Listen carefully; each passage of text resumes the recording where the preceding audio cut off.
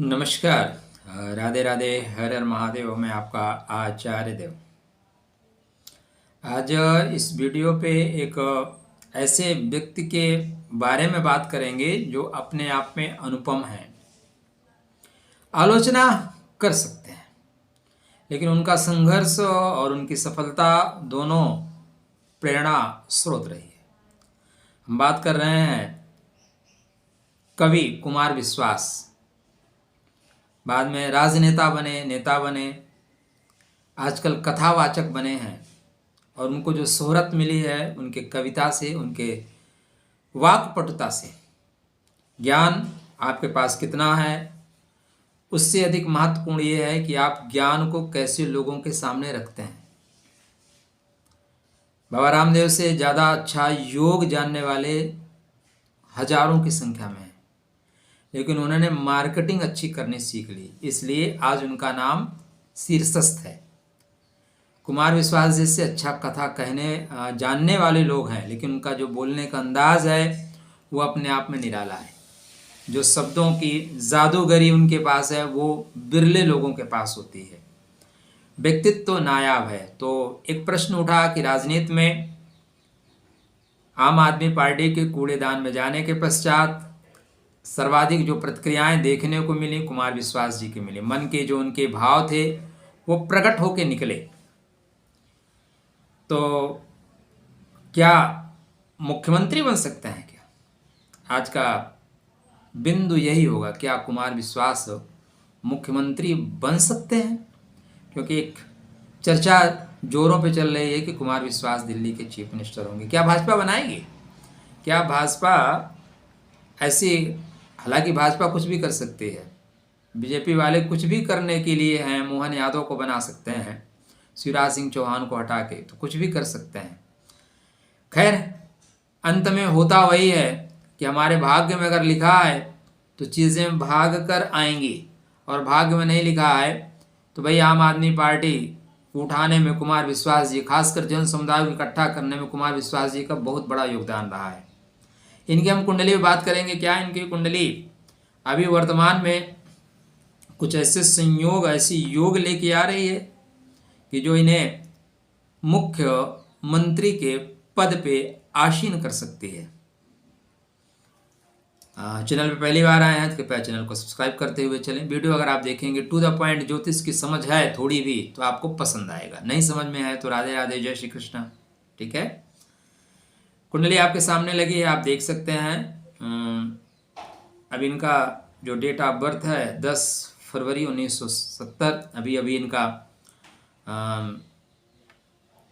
जन्मोत्सव निकला हुआ है 5:35। रेवती नक्षत्र में है। रेवती नक्षत्र धनदायक नक्षत्र है। रेवती माहौल को खुश रखने वाला नक्षत्र है। तो जहाँ भी रहते हैं देखिए माहौल को खुश रखते हैं, हंसाते रहते हैं, हंसो, जिंदा दिली के साथ चलते हैं। रेवती मतलब मीन राशि, और मीन राशि मतलब गुरु की राशि। गुरु का काम भी ये करते हैं, लोगों को सही डायरेक्शन देना, और आजकल कथावाचक हैं। ठीक है, तो ये सारे लक्षण इनसे मैच करते हैं। रेवती प्रसन्न रहने का है, रेवती फटाफट बोलने का है, और बोलने का अंदाज भी इनका अच्छा है। रेवती मुक्ति का नक्षत्र है, बुध का नक्षत्र है। कौन से शब्द का प्रयोग कहाँ करना है ये रेवती सिखाता है। इनके जो लगन है मकर लगन है। मकर लगन एक्टिव लगन है। मकर लगन वालों को आप बुढ़ा होते हुए या रिटायर होते हुए नहीं देखेंगे। कंटिन्यू जीवन पर्यंत जो काम करने वाला लगन है या राशि है वो मकर है। कंटिन्यू काम करना है। लगन में सूर्य नारायण बैठे हैं, मतलब सरकार के साथ रहोगे, सरकार के टच में रहोगे, सरकार के लोग आपको जानेंगे। और इन्होंने अपने बुधादित्य योग को एक्टिव कर रखा है। इनका बुध और इनके सूर्य दोनों इनके कुंडली में बैठे हैं। बुध उत्तर आषाढ़ा नक्षत्र में है और सूर्य महाराज धनिष्ठा नक्षत्र में। अष्टमें सूर्य लगन में बैठे तो थोड़ा सा गुस्सा तो देता है, लेकिन अगर आप गुस्से को कंट्रोल करना सीख जाओ तो आपको बड़े लोगों के साथ कनेक्ट कर देता है, क्योंकि धनिष्ठा नक्षत्र में है। अगर यहीं पे हो सकता है ये श्रवण नक्षत्र में होते इतना तेजस्वी व्यक्तित्व इनका ना होता, लेकिन धनिष्ठा धन वाला नक्षत्र है भाई।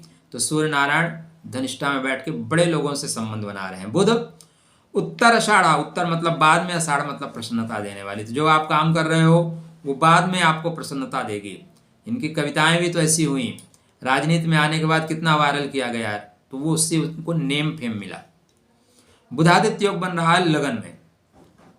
बुध महाराज भाग्य के स्वामी हैं और खष्टेश भी हैं, तो संघर्ष भी देंगे लेकिन संघर्ष के बाद सफलता भी देंगे। बढ़िया। गुरु महाराज इनके बैठे हुए हैं कर्मा के घर में। कर्मा के घर में गुरु बैठ के कर्म कराते हैं गुरु वाला। आप सोच रहे हो कि हम राजनीति की बात ही नहीं कर रहे हैं, हम बात कर रहे हैं डायरेक्ट इनके कुंडली पे। थोड़ा सा कुंडली को देख लेते हैं कि कुंडली क्या कहती है। तो गुरु का कर्म इन्होंने किया, गुरु का कर्म कर रहे हैं। राजनीति शुद्ध रूप से राहु का गेम है वर्तमान में। राहु प्रबल तो फिर राजनीति प्रबल। इनके कुंडली में राजनीतिक क्षितिज पे चमकने के योग 100% हैं। अब कुमार विश्वास किसी के रोके नहीं रुकेंगे। हाँ, अभी कुमार विश्वास के ऊपर शनि के 7.5 का प्रभाव चल रहा है, इसलिए जो चीजें मिलनी चाहिए वो चीजें मिल नहीं रही हैं। वर्तमान युग में तो सबसे बड़ी विडंबना यही है कि अपूज्या यत्र पूज्यन्ते पूज्यन्ते च व्यतिक्रमाण। ज्यादातर ऐसे लोग होता है कि जो योग्य होता है उसको उस पद तक जाने ही नहीं दिया जाएगा। अब इनका राहु सेकंड हाउस में बैठा है, थ्रू आउट बोलने वाला बनाता है। सेकंड हाउस का राहु चाहे जिसके कुंडली में हो। एक और चर्चित व्यक्ति हैं विवेक बिंद्रा जी, उनके भी सेकंड हाउस में राहु बैठा है। सेकंड हाउस का राहु बोलने में अद्भुत कला देता है। किसको कब जहां जवाब देना है, किस पॉइंट में जवाब देना है, ऐसा जवाब दिया जाएगा कि अगला आदमी सोचेगा कि हाँ यार किसी ने जवाब दिया है। तो राहु वाणी के द्वारा आपको राजनीतिक शिखर पे ले जाएगा। इसका मतलब चुनाव लड़ने की संभावनाएं कम है, चुन लेने की संभावनाएं ज्यादा बनती हैं। और लड़े भी नहीं है, चाहते तो लड़ जाते, जीत भी जाते, ऐसा थोड़ी ना कि हार जाते। जब फालतू के लोग आके जीत गए तो ये भी जीत जाते हैं। यहाँ तो आतंकवादी भी जीत जाता है, यहाँ पे चोर लोग जीत जाते हैं, जमानत पे बेल पे 20-20 साल से चल रहे हैं जीत जाते हैं, तो ये भी जीत जाते हैं। लेकिन यहाँ पे इस तरह की स्थितियां बन रही हैं। शुक्र साथ में बैठे हैं, धनिष्ठा का शुक्र है, नागमणि योग बना के। नागमणि योग प्रबल योग है भाई। ये नागमणि योग जो है ना, देखो इनके कुंडली में बुधादित्य योग है, इनके कुंडली में नागमणि योग है, इनके कुंडली में लक्ष्मी योग है। 3 योगों से सुसज्जित है यह कुंडली। फिर भी बोलेंगे अभी तक क्यों नहीं कर पाए। ये कारण है, देखो महाराज, जब आपके कुंडली में आपका लग्नेश ही कमजोर हो जाए, लग्नेश राशि अगर कमजोर है तो आप कुछ भी कर लो, सफलता गति से नहीं मिल सकती। फिर आप राजा नहीं बन सकते, सेनापति ही बन के रह जाएंगे। सेनापति क्या है, पराक्रम से आप सेनापति बन सकते हो ना। राजा तो भाई, अब देखो जो लोग ऐसे ऐसे बयान देते हैं कि तपस्या का मतलब शरीर में गर्मी पैदा करना, वो लोग प्राइम मिनिस्टर के दावेदार हैं। तो यहाँ पे इनके कुंडली में शनि महाराज मेष राशि में, इसलिए अड़चन आ रही है, रुकावट आ रही है। जब आपका लग्नेश कमजोर होगा तो आपको लोग सपोर्ट नहीं करेंगे। सीधा सा, जिसका लग्नेश मजबूत है उसको सपोर्टर बहुत होते हैं। तो यहाँ पे सपोर्ट कम मिल रहा है।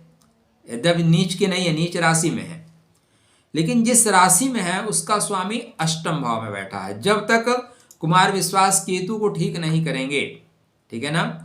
इनके कुंडली में देखिए, हमारे लिए आदरणीय है कुमार विश्वास जी। पहली बात तो कि कवि हैं, दूसरे टीचर हैं, तीसरे कथावाचक हैं, तो आदरणीय हैं। तो अगर हम डायरेक्ट कुमार विश्वास नाम ले रहे हैं तो उसका बुरा मत मानिएगा, जी लगा हुआ है हर जगह। तो इनके अष्टम भाव में जो केतु महाराज बैठे हुए हैं, देखो भाई क्या होता है ना, रिस्पेक्ट मांगना नहीं पड़ता, रिस्पेक्ट कमाना पड़ता है। और इन्होंने रिस्पेक्ट मेरी नज़रों में तो कमाया है। मेरी इनकी व्यक्तिगत कोई संबंध नहीं, लेकिन मेरे नज़रों में इनका रिस्पेक्ट है। केतु अष्टम भाव में बैठे हैं। अष्टम भाव का केतु सीधा सीधा कहता है कि मेरे को जगाओ, मैं गुप्त रूप से सब कुछ दे दूंगा, गुप्त रूप से दूंगा, प्रकट रूप से नहीं दूंगा। तो आने वाले समय में क्या ये चीफ मिनिस्टर बनेंगे? यच प्रश्न अभी तक रुका हुआ है। यस, आने वाले समय में यच प्रश्न का उत्तर यह है। यस, राजनीतिक क्षितिज पे इनकी चमक धमक देखने को मिलेगी। कब?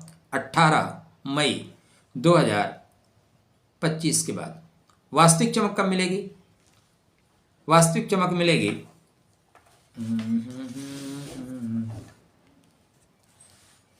जनवरी 23 नवंबर के बाद वास्तविक चमक मिलेगी। तो राजनीतिक क्षितिज पे इनका प्रादुर्भाव होता हुआ दिखाई दे रहा है। राजनीतिक क्षितिज इनके लिए स्थान रिक्त कर रही है। राजनीति में इनका पदार्पण हो रहा है। चीफ मिनिस्टर बनेंगे यह अभी भी यच्च प्रश्न है। अगर ये स्थिति अक्टूबर की होती तो यहाँ पे इनके लिए संभावनाएं प्रबलतम थी। हालांकि हमें जो टाइम मिला है, अब ऐसा नहीं है कुमार विश्वास जी हमारे बहुत क्लोज है, हमें टाइम दे देंगे। हम लोगों को जो टाइम मिलता है आपको पता है कैसे मिलता है। वहाँ से जो परिस्थितियाँ बन रही हैं वो यही बन रही हैं कि अभी राजनीतिक क्षेत्र पे उनका उदय होगा। इसका मतलब आने वाले वक्त में सरकार अपने पार्टी में इनको सम्मिलित कर सकती है, कोई महत्वपूर्ण पदभार दे सकती है। लेकिन मुख्यमंत्री जैसा पद वर्तमान में तो कम लग रहा है। अगर ये अक्टूबर में परिस्थिति बनती या टाइमिंग का लोचा कुछ हो गया, जो हमने टाइमिंग डाला थोड़ा पहले हो गया और शतविषा का प्रभाव मिल गया, डेफिनेटली तब बन जाएंगे। लेकिन अभी सिर्फ संभावनाएं हैं, श्योरिटी कहीं नहीं है। श्योरिटी जैसा कुछ नहीं है। संभावनाएं भी 48% की ही दिखाई दे रही हैं।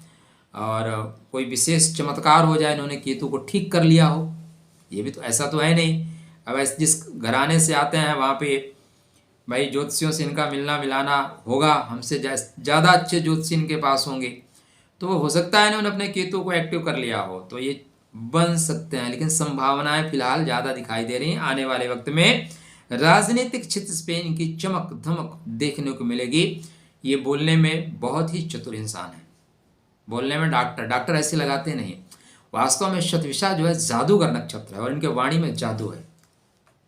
आप कुछ भी बोलें, हम लोग बोलने के लिए स्वतंत्र हैं। अभी मैं प्रयागराज में था, एक आदमी जो 100 रुपए का जुगाड़ नहीं कर रहा है, वो भी प्राइम मिनिस्टर को कोट कर रहा है। मैं पूछा उसे करते क्या हो, जीवन में करोगे क्या, अपने बच्चों को पालते कैसे हो, कुछ नहीं पता है। तो टीका टिप्पणी किसी पे सहजतम सरलतम स्वरूप से की जा सकती है, लेकिन पहले व्यक्ति को स्वतः देखना चाहिए। तो हमारी अग्रिम शुभकामनाएं इनके लिए, राजनीतिक क्षितिज इनके लिए सजे, क्योंकि ये इंसान अच्छे दिखते हैं। वास्तविक स्वरूप से तो हम क्या, हम खुद को नहीं जानते हैं। वीडियो कैसा आपको लगा? हालांकि कुछ पॉइंट और हैं, लेकिन वीडियो ज़्यादा लंबा हो जाएगा, तो फिर कभी विशद चर्चा करेंगे। आज के लिए फिलहाल इतना ही कि कुमार विश्वास का राजनीतिक क्षितिज पे उदय हो रहा है। राधे राधे, जय श्री कृष्ण।